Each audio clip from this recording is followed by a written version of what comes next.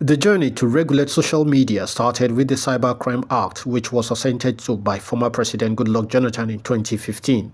President Muhammadu Buhari has also made several attempts to regulate social media to silence dissenting voices. One of such in recent time was the 7-month ban on Twitter that affected citizens, businesses, and even government ministries, departments, and agencies.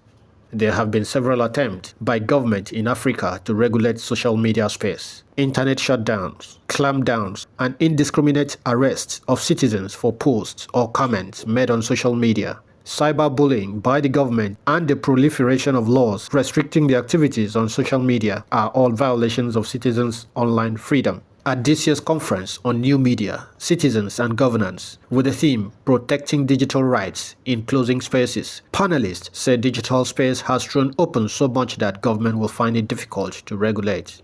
And then when two elephants are fighting, the grass will inevitably suffer. So when government is going against tech industry or tech companies, then human rights becomes like what inevitably suffers that tussle that is going on.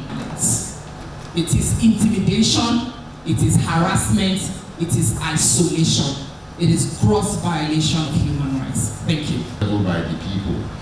Now, a digital space has thrown all that open, and the leaders are struggling. They are struggling. You know, the digital space is a lot faster than people in government. So the tendency will be to see how they can slow it down so that they can back, but the speed is just too much. If we say we're a democracy, then we need to adhere to democratic principles and tenets. And this includes participation, inclusive participation, and we need to be open to those who share opposing views, including civil society, including voices that are not necessarily in government. The human right, the fundamental human rights.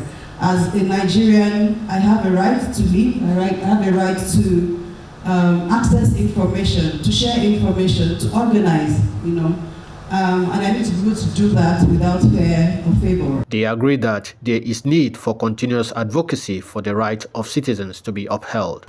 Beyond that is also continued advocacy, for the rights of people to be upheld.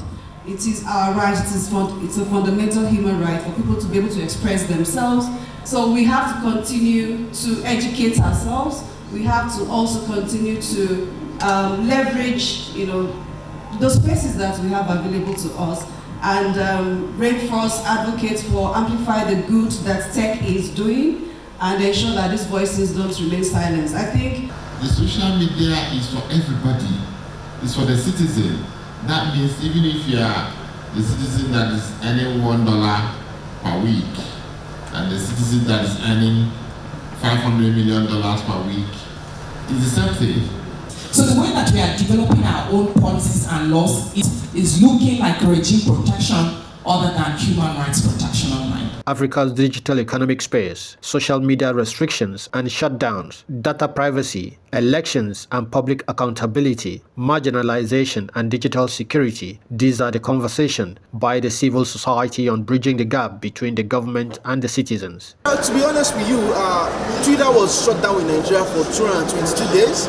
And so it shows to you that there's a danger of, shutting down voices, unanimously, across the countries. And we've seen this trend. We've seen in Zambia, we've seen in Uganda, we've seen in Ethiopia, we've seen across, countries where the leaders just unanimously just give internet service providers an instruction to shut down access to social media platforms. And like we rightly discussed on the panel today, you see, we asked the question which was very pertinent: are we protecting the rights of the people, or we are protecting the regimes that are in office right now? So it goes to tell you that the government has been trying to protect itself from the people that is represented. So it gives you a vision of, are we in an authoritarian situation, or are we in a democratic situation? And I think that's a question